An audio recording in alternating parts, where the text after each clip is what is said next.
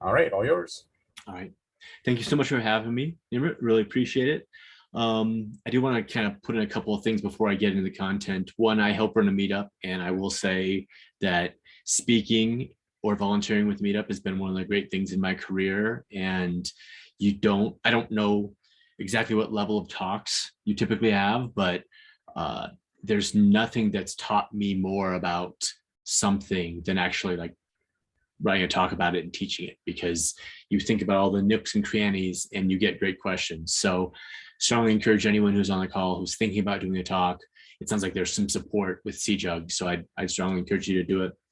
And I also, the group I'm part of is thinking about in-person too, and I'm very excited for that. So I'm glad to see you all are thinking about that. Anyway, let's move on to the topic where we're talking about JSON Web Tokens and what Java developers need to know. So real quick about FusionAuth, I promise you this is not a pitch talk. I'm gonna mention FusionAuth now at the beginning and then one slide at the end, and then we're done. So, but they do pay for me to come and spend time talking to you all. So we are an authentication authorization platform, and we're really dev centric. So everything's an API. We have great documentation. We're Docker friendly. You can put us in CI/CD. But the problem that we solve is at letting developers add in user security, whether that's in a monolithic application or a suite of applications or a microservices application, without adding risk and without distracting you from the primary application that you're building. And how that's relevant to this talk is that we mint a whole lot of JSON Web Tokens. Real quick about me, who cares? You can look me up. That was a great intro that Nimrit gave me. Not a lot more to say about that. You can follow me on Twitter if you want.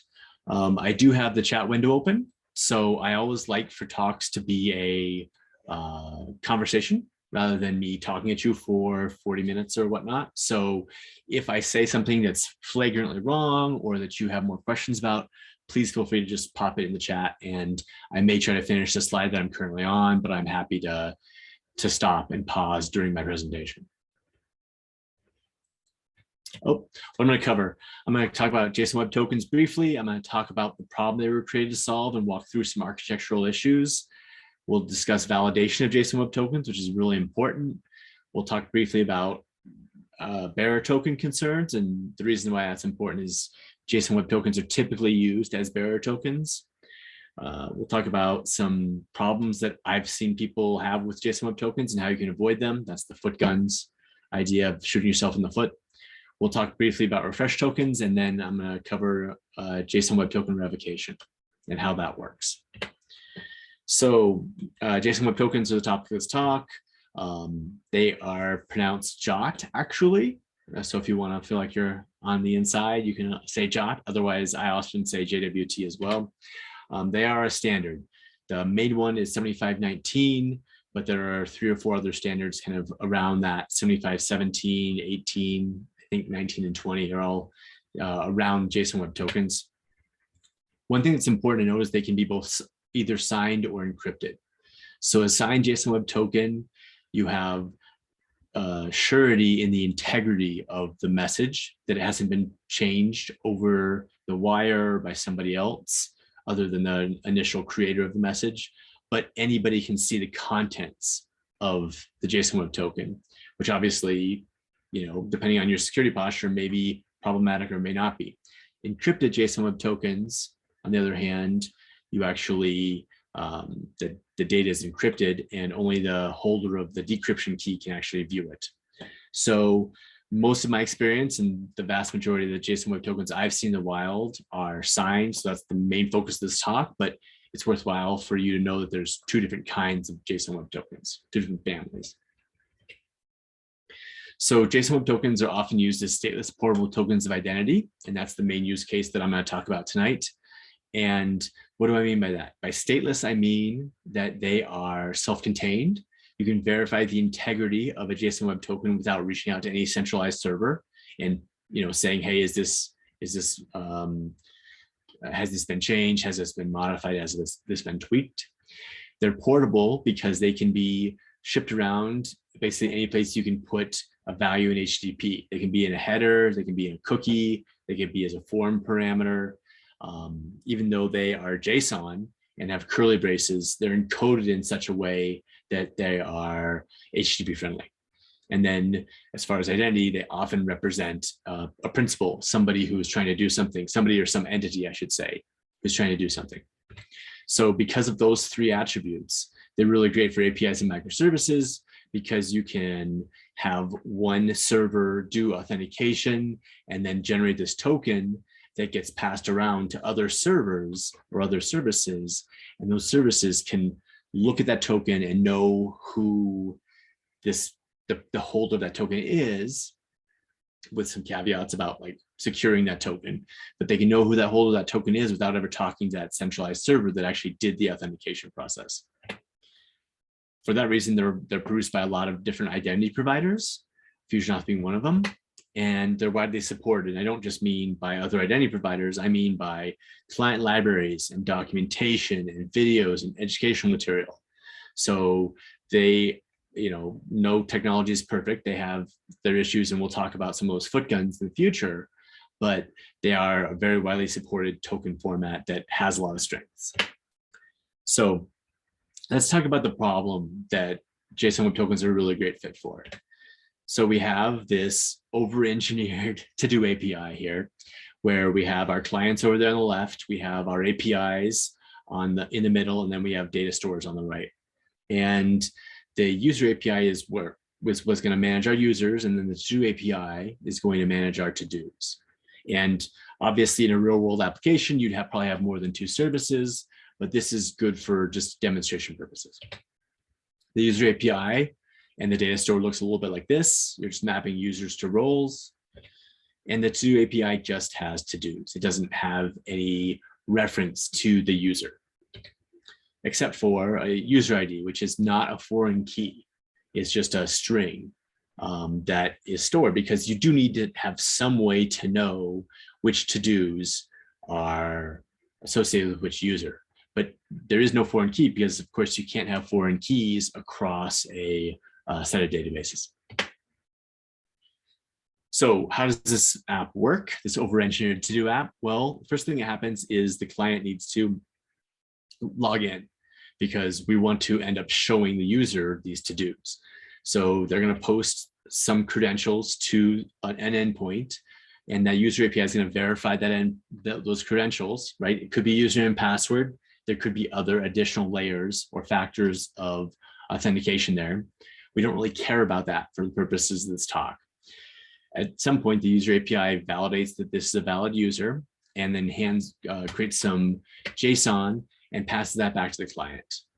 Now the client can take this JSON, which looks a little bit something like this, right? It might have an ID, it might have a name, some roles, some other information. It can take that and extract out that user ID and pass that to the to-do API. The to-do API can take that user ID and take out 42 and then go to its data store and say, give me all of the to-dos that user ID 42 has, and pass it back as JSON, and then the client gets to render that. So that's kind of the flow through the application. Now, some of you might be like, whoa, something feels awry here. Something feels like this is a little bit of a naive implementation. And the truth is, it is. And the reason for that is that a malicious client can look at the traffic that is sending to the to-do API and say, I just passed user ID 42 into the to-do API. I got user ID 42's to-dos back. I wonder what happens if I pass different IDs in. And the to-do API, again, in this naive implementation, has no way to know what's a valid user ID or not. And so if you just enumerate all of the user IDs, you'll get back all the to-dos in the entire system, which obviously is a kind of big security issue. And more importantly, if I put, I need to get milk after work today, I want to make sure that stays safe, right? No, I mean, seriously, people put more sensitive things than get milk in a to-do app. And obviously, we're talking about the larger picture. It's a bad idea to just blindly accept an ID and hand back the to-dos from your data store for that ID. So let's take a different approach. Let's use an opaque token. So in this situation, the user API, after authentication, creates an opaque token. And it doesn't matter what it is, as long as it's high entropy, it can't be guessed, and it's safe to transmit over HTTP. That token gets passed to the client. The client extracts that token and passes that to the to-do API and says, hey, give me the to-dos, please, for this, this user. Now, the to-do API doesn't have any idea what to do with that, right? It can't be the key to the to-dos database, because if it is, then you run into the enumeration attacks again. But what the to-do API can do is it can ask the user API. It can reach out directly and say, hey, user API, I have this to-do, I have this, excuse me, I have this token. Can I have the to-do or the user information for this token? And there's two cases, right? The first is it's an invalid token, in which case the user API is going to hand back like a 403 or a 404, right? The user's not found. Or it's going to be valid, in which case you can get back the user's JSON. Now, the difference is that the to-do API, because it's talking directly to the user API, can trust in the veracity of that information. And then it can extract out the user ID, go to the to-dos database, and pull back the to-dos for that user and pass them to the client. So opaque tokens are a very valid strategy. There are a couple issues with them. You have to maintain this user token mapping in the user API, and you got to do that either in memory or in a database. It can be very chatty, and the biggest issue for me is it couples the user API to almost everything. Anything that is coming in and says, hey, I need the to-dos for this user, I need the reminders for this user, I need the email addresses for this user, anything that is or the family members for this user, anything that is asking for something around a user is going to cause that API to need to, like it did here, talk to the user API. And it's doing it on every request because it's not sure whether that token is expired or whether that token is real and valid. So that is the second approach. And unlike the first approach, the opaque token approach is very valid and can work in certain situations.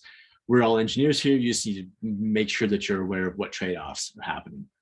So let's talk about the JSON Web Token approach, or the JWT approach.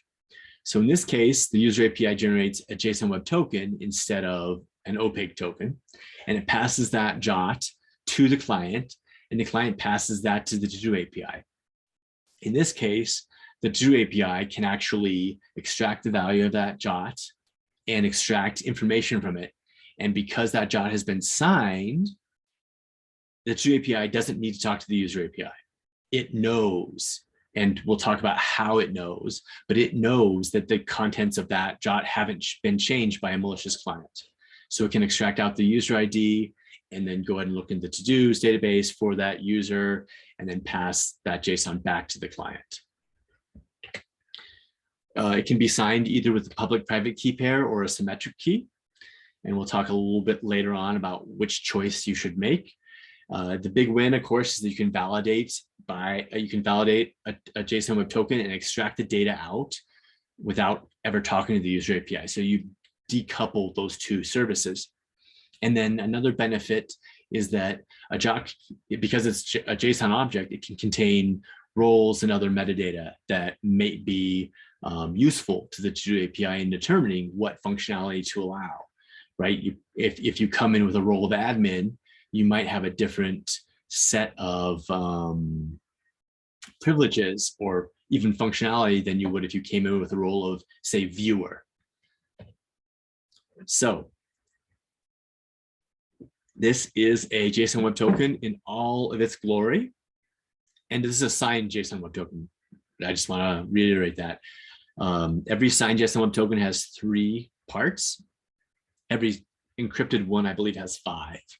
But a signed one has 3. And those 3 parts are, in the green, there's the header.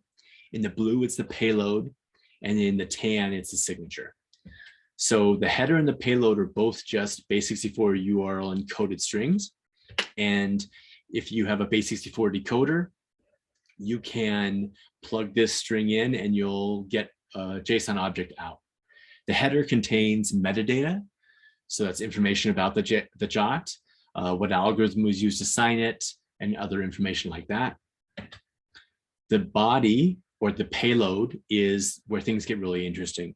And so in this case, we have a bunch of keys of this JSON object, and the keys in JWT terminology are called claims because they claim something about the holder of the JWT, or they claim something about the maybe I should be careful here. They claim something about the various parties that created this JWT or that this JWT is for.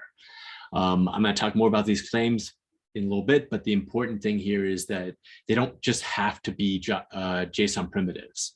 You can see the roles claim there is actually an array, and you can have basically as many different kinds of JSON objects as you want inside a JSON inside a JWT. I actually did a little research, and because I've been asked this question before, there's no fundamental limit on the length of a JWT. Obviously, there are performance concerns if you create a JWT that's megabytes in size, and there are transport concerns. If you create a very large JWT and you try to stick it into a header, it may not fit because a lot of browsers and other systems put limits on headers, but it's not an intrinsic limit to the JWT. The JWT doesn't really care about how much stuff is in it. Finally, there's a signature, and the signature is crucial to the value of a JWT, because what happens is this is what lets the to-do API rest assured that the contents of the JWT were not changed by a malicious client or by anybody else in flight. So how does that work? Well, at a high level, what happens is you take the header and the payload and you concatenate them together, and then you run an algorithm across them with some kind of secret. And you do that at the user API. So that's when you're creating the JWT. And then on the flip side, when you get the JWT, you basically do that same operation again. And the secret may vary depending on whether it's public-private key signing or whether it's asymmetric signing. But the whole point is that you can regenerate that signature, and you can, again, I want to be careful here, you can generate or verify that signature depending on the algorithm you're using. But the whole point is that because you're doing those operations at the beginning when you first create the JWT, and then when you verify the JWT, you can be sure that the JWT the contents are unchanged. If the signature that you calculate as the to-do API does not match the signature that you were sent, or does not match the signature that you were sent, then you know that something's gone awry and you should stop doing what you're doing with this JWT because you don't know the provenance of the data inside it anymore. Which leads us to our next thing, which is JWT validation. And this is, again, a very important piece of using a JWT. The first step you want to take is validate the signature. And I just kind of talked you through that at a high level, but typically you're going to use a library to do this. And there are a ton of open source libraries out there. I believe Spring ships with one, FusionAuth, we have one. There's a number out there. So, you know, Google, and most of them are open source, ours is. So if you're going to be dealing with a JWT and you need to verify the signature, if you're writing the to-do API, for example, then you're going to want to make sure that you use a library to do that validation, because it's a cryptographic operation. There's no sense in you not leveraging the expertise of other people to do this. After you validate the signature and you've made sure that the contents of the JWT were unchanged in flight, then you still have some stuff you need to do. You need to validate the claims. And so what that looks like is it does depend on how your JWT was created, right? What the claims are, but there's a couple of standard ones that you're typically going to want to verify. The first is the issuer, or the ISS claim. And so this is who created the JSON Web Token. This is the user API in our example. Now, this could be a domain name like it is here. It could be a URL. It could be a UUID, it could be a random string. It doesn't really matter what it is as long as the to-do API and the user API both agree on what valid values are, because you don't want to accept a JWT from some other server that you don't know about. So you want to check that. The next claim that you want to check is the EXP claim. And all JWTs are, because they're stateless, they're all time bound. So the EXP claim is the UTC time in seconds since the Unix epoch, since January 1st, 1970, beyond which this token is no longer valid. So if the EXP time is in the future, UTC in the future, then this token is valid and you can continue processing. If it's in the past or right now, then it is no longer valid. It's a good question. I'm not sure if it's exactly the same time. I'm not sure whether it's valid or not, but it definitely, if it's in the past, you should not treat this as a valid token, because it could be something that someone just found and you do not want to proceed with processing. The next claim that you want to check is the odd claim, which stands for audience. And so that is, who is this token created for? So again, in our little example application, it's the to-do API. It is the thing that is receiving the JSON Web Token. Now, why do you need to check this? Well, you could imagine that our to-do API, that our user API might be used to validate, to create JSON Web Tokens for multiple different applications, and then, or multiple different APIs even. And there could be an accounting API, there could be an employment API. Doesn't really matter what the APIs are, but if you log in and you are an admin in the to-do API and you get your JWT and you're actually trying to attack the system, and you present your JWT to the accounting API, and the accounting API looks at your JWT and doesn't check the audience and gives you the role or the privileges of an admin in the accounting API, well, then things have probably gone sideways, right? It's at best a bug, and at worst, a severe escalation of privilege. So whenever you're consuming a JSON Web Token, you should always look at the audience and make sure that you are part of that intended audience. This is a string right here, but it can be an array.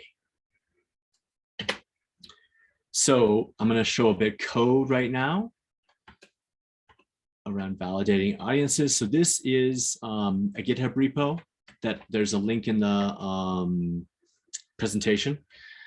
So you don't need to worry about this, but this basically just walks through some simple JWT operations with the FusionAuth Java library, which again is, I think it's Apache 2. So nothing special about that, but we're going to check a claim here. So this is kind of walking you through that validation process. Now, because it's the demo, lines 18 to 38 are really the user API. So we're basically pretending that we're going to create a JSON Web Token, and then in memory, we're going to decode it. So, pretty simple syntax. I'm not really going to focus on the user API because that's not really the important part of this. The important part is the validation and the claims checking. So lines 39 on, we're actually doing the claim checking. We're building a verifier, and then we are checking, we're basically in our application code, we know our expected issuer, our expected audience. And then we can do the check. First, we're going to, on line 46 is where we check the signature. And again, you'll notice that we're delegating to this library to actually do that check. And then line 47 is where we check the issuer and the audience. Typically, you'll notice we didn't check the expiration time. Typically, most libraries will check the expiration time for you, and that's what this library does. But you could do that yourself explicitly if you wanted to. So I'm going to run this code, and it's saying I have invalid claims. I wonder what those are. I think it's the audience. This one starts with 128. And up here, it was 238. So let's go ahead and change those. So we changed that to match. We could have done it either way, right? We could have done it in the audience, sorry, in the user API too, but, oh, I need to compile.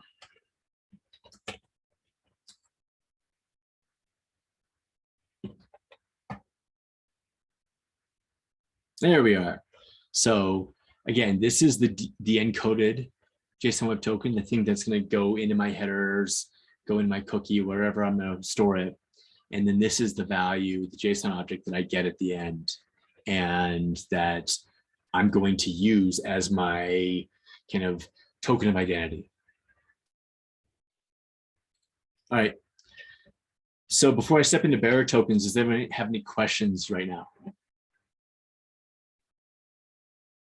Oh, I see one. So Jess Karn asks, for signing the JWT with the key, private or symmetric, does that all means that all APIs that will interact with a JWT need to have access to the key to validate the JWT in addition to checking the claims? The answer is, if you're using a symmetric key, they do.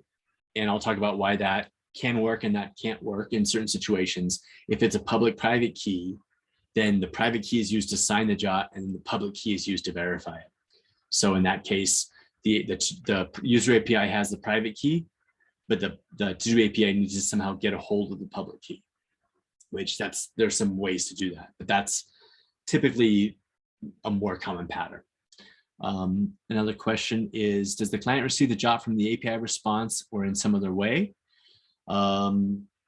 So it really depends on your architecture.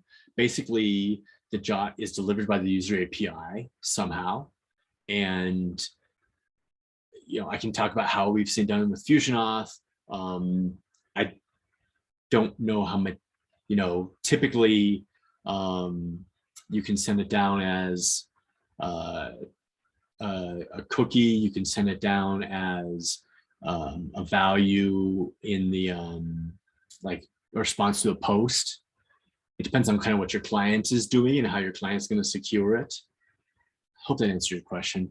And the last question is, how does the client store the JWT and then send it to another API? Yes, great question. So I think what we tend to recommend for web clients is that you store the JWT as a secure HTTP only cookie, and then JavaScript running in your browser doesn't have access to that cookie, but any requests that JavaScript makes to any place that cookie would be sent, right? The same domain will actually get that cookie automatically. But you also can, like I said, you can send it down as a response to a forum post, because that's what the login process is. And then that forum post, can get that value and then store it in an in-memory variable or in a web worker, but it needs to store it carefully. It should not store it in local storage. It should not store it in a cookie that is writable by JavaScript, because anybody who can execute JavaScript on your page can then get that token. And as I'm going to talk about in this section, JWTs are often used as bearer tokens, and that means that anybody who holds them can get access to the APIs that they protect. Does that answer your questions? Let me know if they're okay. Great, awesome. So bearer tokens, and again, please keep asking questions if you want. So bearer tokens, I think, are very much like car keys. So if I have a car key and I go to my car and I put in the key and I turn it on, I can drive the car. If I hand the key to a friend, they can do the same thing. If I hand the key to a valet, they can do the same thing. If somebody steals the key and has access to the car, they can do the same thing too. So holding the key is what gives you the privilege. And so the same thing is true with JWTs most of the time. That means that if a bad actor finds a JWT, it can present that JWT to the to-do API and get access to the to-dos for the user that JWT was created for. So that would happen. How does that happen? Well, sometimes I've actually seen JWTs on the URL query string. And so that they are passing through all the proxies. They are, in log files perhaps. And so that can happen. It can happen if you store the something that has access, that the JavaScript has access to, and then the JavaScript can exfiltrate, like bad JavaScript running on your browser can exfiltrate it and send it off to a remote server. Those are some common paths for JWTs to get stolen. So George Smith asks, is there a sequence diagram as to when the private and public keys can be determined and used? So I'm not sure I understand your question, George. Are you asking how do I get the public key as the to-do API so I can verify the JWT has been signed correctly, or are you looking for something else? Just to jump in verbally, the question is, since I have to know the user to look up the key, I was sort of curious where in the process, since the software isn't, the software that does the encoding and decoding isn't going to have key storage. It's going to have to be stored by the individual applications. And so it wasn't clear when I was looking at the code when I would go fetch and deal with the two different keys. So you're saying, how does,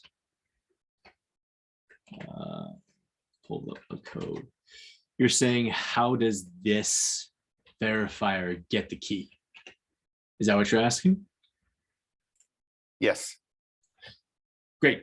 So the typical answer is that, and this is why I think it's so important to use a library, because you end up this weird thing where you have to like trust the JWT to get the information about the key, but you can't trust it too far. But for a symmetric key, right, obviously it gets passed in right here in the verifier.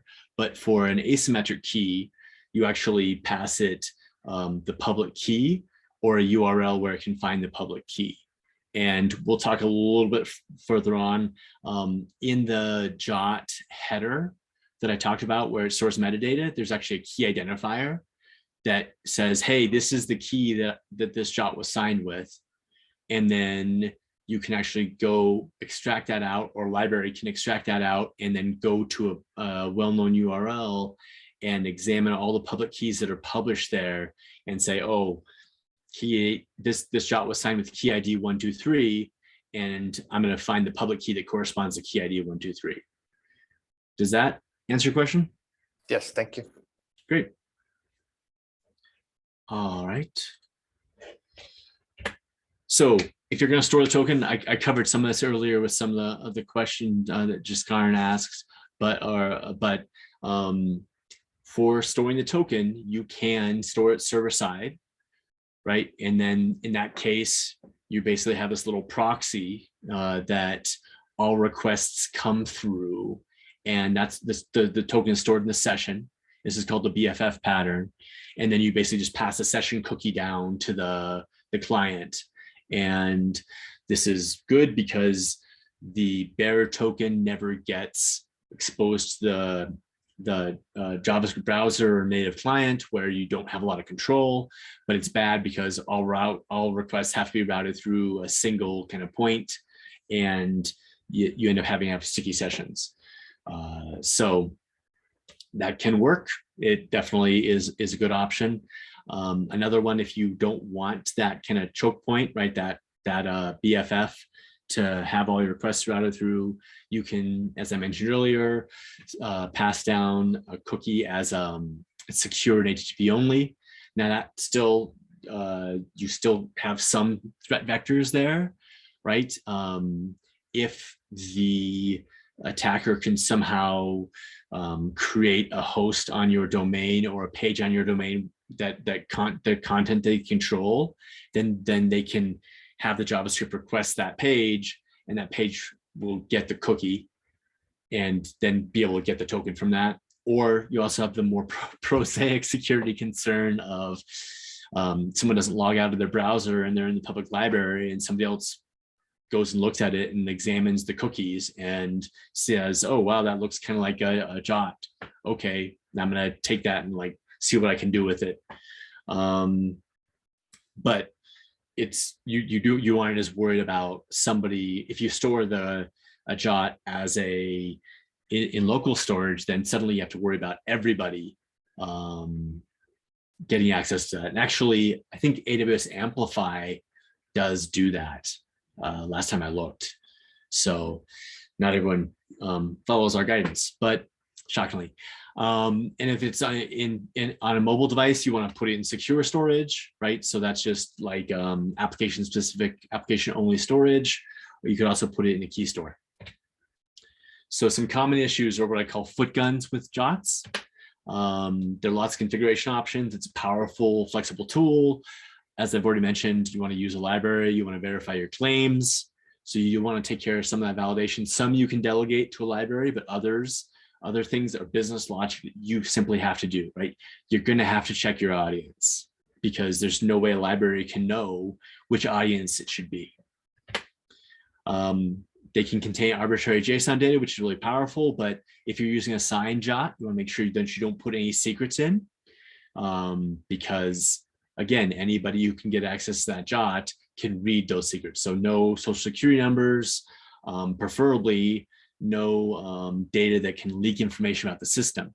So that means IDs that you're putting into a JWT should be UUIDs as opposed to numeric IDs, because if you put the number 44, if there's a user ID equals 44 or 42 in a JWT, that tells an attacker, oh, there's probably at least 40 other users on this system, which may or may not be information that you want to have leaked.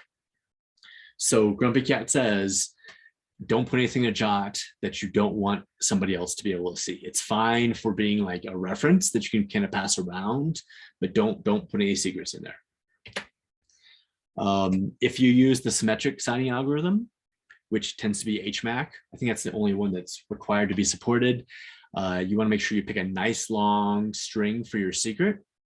And that's because possessing nothing more than the JWT, you can actually brute force trying to find the key. And this is an open source project where you can pull it down and do that. I think I used the example on this site is a 4-character key, and it was able to crack in 30 seconds. I picked a nice long, 32-character one, and got bored and hit Control-C before it got anywhere close. After waiting for like 30 minutes or something like that. The JWT specification allows for a none algorithm, which basically means that no signature is required. So that changes the JWT from looking something like this to something like this. You can see there's still 3 clauses here. If you squint, there's the green header, there's the blue payload, and then there's an empty signature. That means that the header changes from something like this to something like this. And that means that anybody who discovers an API that accepts ALG none, right, accepts a JWT that is not signed, can create their own header and create their own payload, right? So they can put whatever claims they want. They can put their own issuer, they can put their own audience, they can put their own roles, they can put their own subject claim, which is like who this JWT is about, and they can pretend to be anybody they want. So we're not just talking about unsanitized input in this situation. We're talking about unsanitized credentials, which is frankly a little bit of a scary topic to think about, right? I mean, I'm scared enough with unsanitized input, but unsanitized credentials that somebody else can kind of craft however they want is a really bad idea. The specification allows this. And if you have questions about why, I can give you some examples why, but the simple fix is just don't ever allow it. So as soon as you see a JWT come in without a signature, just stop processing it because something's gone wrong. All right, let's talk about signing with the asymmetric key pairs. So this is getting to George's comment. So we have a JSON Web Token, we're passing it, we're creating a user API, we're signing it, the user API, we're passing it to the client. The client then passes it to the to-do API, and the to-do API needs to have some kind of public key. But why would you consider using public key when symmetric keys are a little bit easier to understand? the biggest one in my mind, well, there's two actually great ones. The first is that if you don't have a shared secret, you can scale organizationally. You can have the user API be run by a different department, or it can simply a different company than your to-do API or your other APIs are. Another big one is that, and this was alluded to, I think, in some of these questions, there's just a heightened level of security. Because if you use a symmetric algorithm and you are the to-do API, you have everything you need to sign JSON Web Tokens that are indistinguishable from the user API, because you have the shared secret and you know the algorithm and you know those other kind of pieces, right? So, I mean, you know the issuer, you know the audience. So that means that you need to, if you're doing this, you need to really protect the to-do API, because anybody who breaks into the to-do API can now impersonate the user API. Now, if you use public-private key pairs instead, obviously it's still bad if someone breaks into the to-do API, but at least they don't have the ability to mint JWTs that are indistinguishable. There's no such thing as a free lunch. Public-private keys are a little more complicated to understand, and they're a little bit slower. I've seen them, depending on the size of the JWT, depending on the size of the key, depending on the algorithm, depending on whether you're signing or verifying, it's between 2 and 10 times slower. But, you know, before you throw up your hands and worry about that, I would say, is the JWT verification or signing algorithm the critical, like the hot point of your performance worries?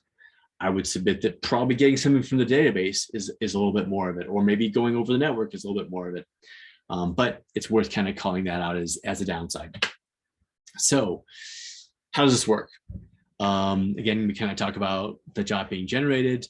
The to-do API, when it gets that JWT from the client, needs the public key. And in this case, it's signed with RSA, but the same thing is true if it's signed with elliptic curve ECC, elliptic curve cryptography, or any other algorithm. So one option is we can ship that public key as part of the to-do API's deployment format. And so when we're building the to-do API, we just, you know, stuff in one or n public keys, because if we want to rotate keys, we can simply put in more than one public key. We put those as part of the to-do API, and then it just reads it from the file system when it gets into JSON Web Token. This is really great because you don't have to have any communication between the to-do API and the user API, right? They don't even have to be on the same network. They don't have to have any network path between them. It's not great because you have kind of a finite number of public keys, and you also have a you know, some more complicated deployment. Another option, which is a little more common, is for the user API to publish those public keys at a well-known endpoint. And JWTs is one of those additional standards I mentioned way back at the beginning. I think it's 7517, and it dictates the format of public keys. Here is an example. This is a little bit small to read. So here's kind of the relevant section of one public key entry. We have an algorithm. We have this key identifier, which I've talked about earlier, and then we have a chain of keys. And in this case, the chain only has one public key in it.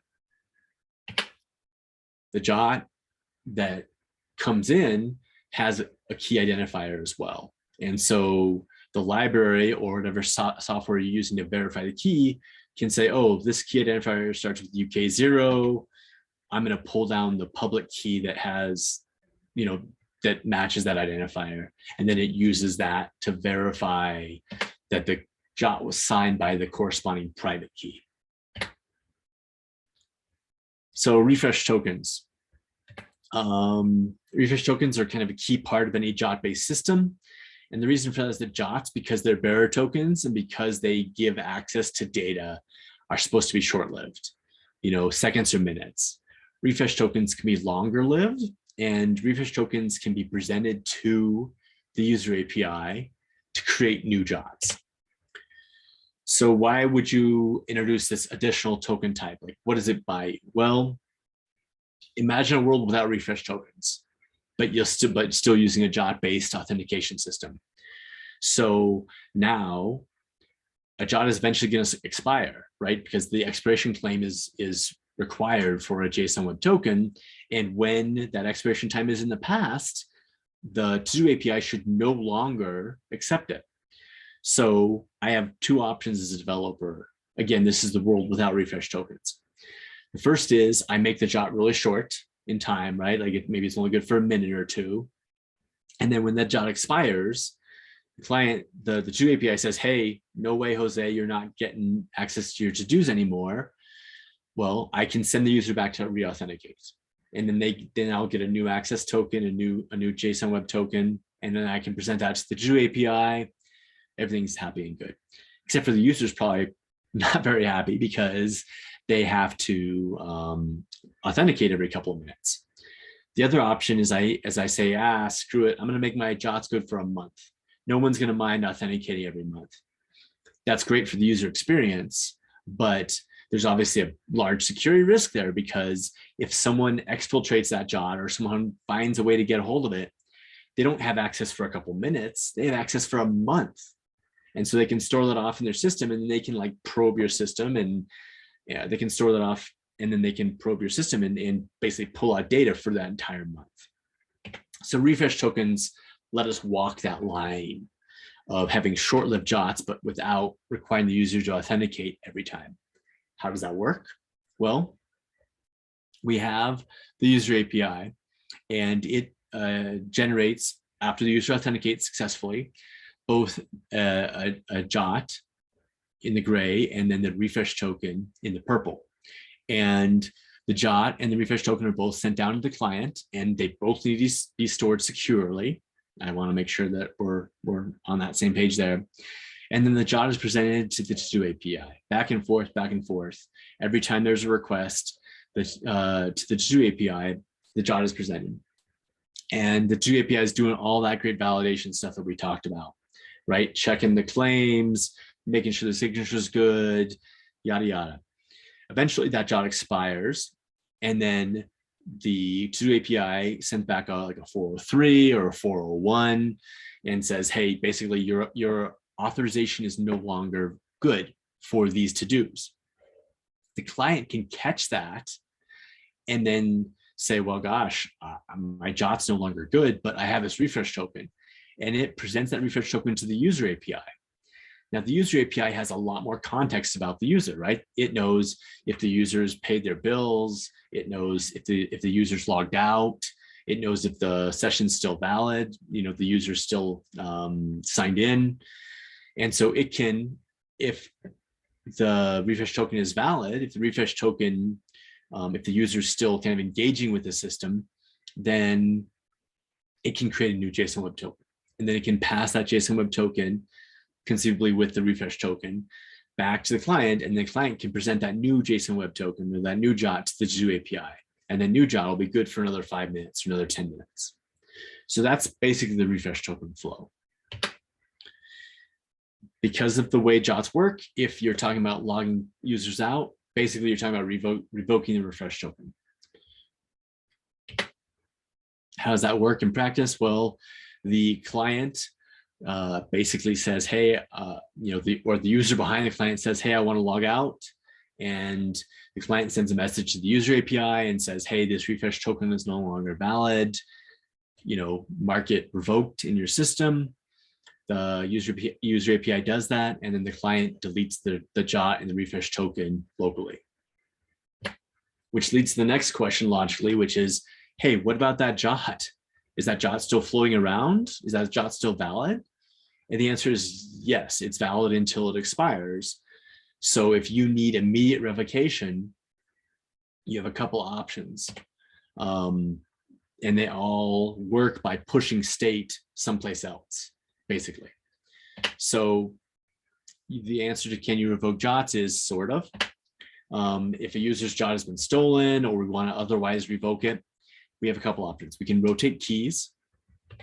And so if you rotate the key that the JWT was used to sign with, the JWT was signed with, so that it's removed from that JWKS endpoint or no longer available for the two API to validate the token, then that token will no longer be valid, right? Because if you can't verify the signature, then the token's not valid. Now, unfortunately, that means that you're invalidating the signatures of a lot of signed tokens, probably. But maybe if it's an admin account, that's worth doing. Another option is what I call the deny list option. And so in this case, when the user API revokes the refresh token because the user has logged out, or for any other reason, right? We could revoke the refresh token because there's been a security incident or something like that. Then it fires a webhook to all of the APIs that have registered for this, that say, hey, I want to be informed when a user logs out.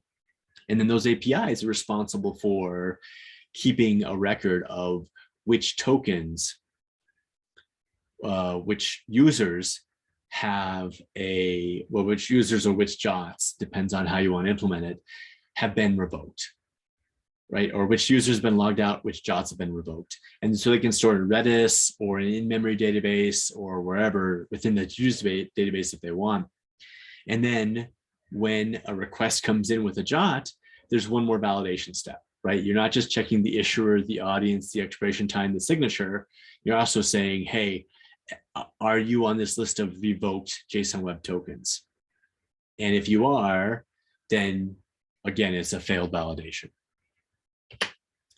So JWTs in Java. If you are trying to generate or parse JWTs, use a JWT library. Again, FusionAuth JWT is out there, but there's other ones for sure. And don't let me sell you on FusionAuth-JWT. There are other ones out there that are just as good. If you're trying to do authorization, then you can either build a filter if you're doing something kind of super lightweight that basically sits in front of all of your requests and does all that validation that we talked about. Spring, I know, provides an JWT authentication provider. I'm not as familiar with the other frameworks, so I can't speak to all of those, but my guess is most frameworks have some kind of JWT authentication piece. And that, again, is one of the powers of building with JWTs, is that you do get all of this other support. So here's some tools. And again, I'll talk to Nimrod about how to get this presentation to you all if you want it. But the code I walk through is that second line there, right? FusionAuth example Java JWT. I wrote about 2,500 words on how to build a secure JSON Web Token. So that is there as well, kind of from all the different aspects. And that's it. So I would say thank you. I don't know if we want to run a raffle or anything. I have a t-shirt. I'm wearing the FusionAuth t-shirts that I think I don't know, I can give one of those away if you want. We're hiring, right? Like everybody else in the world, if you want, and we're specifically hiring Java engineers. And if you want to learn more about FusionAuth or how we think about OAuth or anything else like that, we actually have about 120 page, it's a 120 page ebook that basically walks through like how we think about OAuth from our perspective of having worked with hundreds of clients. And then there's my contact information. So, reach out to me if you have questions about cat memes or OAuth or FusionAuth. So thank you for your time and your questions. Awesome, Dan. Thank you. That was really interesting and in-depth, actually. I thought I knew a lot about JWTs, JWTs, but I don't. So yeah. I don't know if, George, your sequence question already been answered by the sequence diagram? Thanks. I'll just say that I think I was thinking about a different key pair per user, which would be a heck of a lot more data to store and manage, as opposed to just a key pair from effectively the user service. Yep. And so that's actually a great point, George. There is actually a way. So I talked a lot about bearer tokens, right, and the risk factors of having JWTs as bearer tokens, and there are actually some things moving through the standard process out there that you actually sign the JWT with a private key on the client side, and then the client provides the public key to the I think it's to the resource, to the JWT API, and then because of, again, that's kind of same signing algorithm, that this key or this request was signed by the client. And so that's more of kind of a client specific key structure. And I know that's out there in the standards bodies. I know I'm not even sure. I'm sure there have been some implementations of it. I've never seen one, but if you have a higher level of need for securing your system, that's another option. So that'd be client specific keys. Thank you. The other question I had was, when you said that it was 2 to 10 times slower to do a public-private key encoding, is the whole data encoded with the public-private keys, or do in previous security stuff we generated a one-off symmetric key, and that was what was actually only that part was encoded with the public-private key? Mm-hmm. So you actually so first of all, I should say that those benchmarks are from a different language, right? I did it Ruby because that was what I had at hand. So it could be totally different in Java. But what's happening is it's when you create the signature, right? Because you're creating that signature kind of each time, because the signature is created, it's unique based on the content, the payload and the header. So there's not the need for, like, I think you're thinking about, or at least my experience with what you're talking about is something like TLS, right? Where you're doing some public private key stuff, but then you sign up for a shared, you exchange a shared key, and then you have like faster communication, round trips. Mm-hmm. That doesn't happen as much with JWTs because it's really just, you're calculating that signature every time, but like there's not a lot of communication happening. Does that make sense? Yeah, because in the previous model I was talking about, whether we were encoding massive payloads, so it was primarily a performance problem. Well, and the time when I have seen symmetric keys used to sign JWTs is when you're like behind some kind of trust barrier, right? Like if you're in a microservices bounded context or something like that, where you control like all the pieces and it's not happening like out in the wild west of the internet, then yeah, use a symmetric key because you are going to gain some performance benefits. Thank you. Yeah. Cool. Just out of curiosity, Dan, can you speak a little bit to OAuth and JWTs, like